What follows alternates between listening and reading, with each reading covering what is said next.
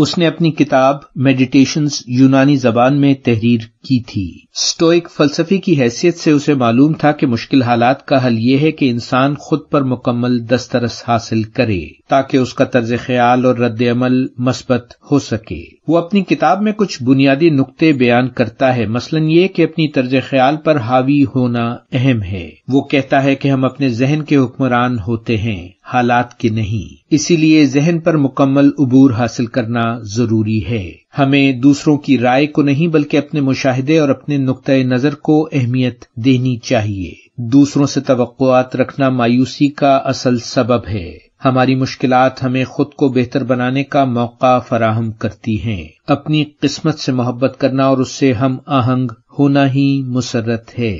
ہمیں اپنی ذاتی زندگی کو لامتناہی وقت اور کائناتی عمل کے پس منظر میں رکھ کر دیکھنا اور سمجھنا چاہیے۔